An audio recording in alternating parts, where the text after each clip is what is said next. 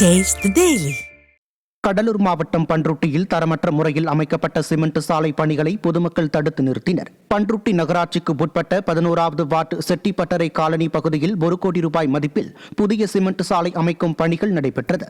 இந்நிலையில் சிமெண்ட் சாலை தரமற்ற முறையிலும் ஒப்பந்தம் விடப்பட்ட அளவை விட சிறிய சாலையாகவும் அமைப்பதாக அப்பகுதி மக்கள் குற்றம் சாட்டினர். இதனால் பொதுமக்கள் சிமெண்ட் சாலை அமைக்கும் பணியை தடுத்து நிறுத்தினர். திறனற்ற திமுக அரசு முறையாக சாலைகளை அமைக்காமல் மக்கள் வரி பணத்தை வீணடிப்பதாக குற்றம் சாட்டியுள்ளனர். விநாயகர் சதுர்த்தியை முன்னிட்டு திருவள்ளூரில் பூக்களின் விலை கடுமையாக உயர்ந்திருப்பதால் வியாபாரம் மந்தமாக நடப்பதாக வியாபாரிகள் வேதனை தெரிவித்துள்ளனர். திருவள்ளூரில் உள்ள பூக்கடைகளில் முல்லை 300 கிராம் 300 ரூபாய்க்கும், மல்லிப்பூ 300 கிராம் 350 ரூபாய்க்கும், ரோஜாப்பூ 1 கிலோ 500 ரூபாய்க்கும் விற்பனை செய்யப்படுகிறது. இதனால் பொதுமக்கள் பூக்களை வாங்க தயங்குவதால் வியாபாரமும் மந்தமாக நடைபெறுவதாக வியாபாரிகள் வேதனை தெரிவித்துள்ளனர்.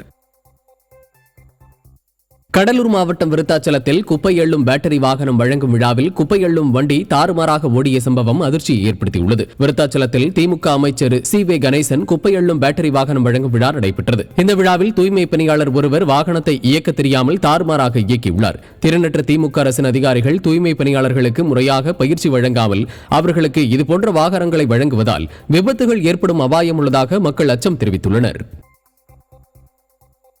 சென்னை மாநகராட்சி கூட்டத்தில் திமுக உறுப்பினர்கள் மக்கள் பிரச்சினைகளை பற்றி பேசாமல் செல்போனை பயன்படுத்துவதில் கவனம் செலுத்திக் கொண்டிருப்பதாக குற்றச்சாட்டு எழுந்துள்ளது. மாதாந்திர கூட்டம் காலை 10 மணிக்கு தொடங்கும் முன்பே 200 வார்டு உறுப்பினர்களும் இருக்க வேண்டும் என அறிவுறுத்தப்பட்டிருந்த நிலையில் கூட்டம் தொடங்கி நீண்ட நேரம் கடந்தும் வெறும் 45 உறுப்பினர்கள் மட்டுமே இருந்துள்ளனர்.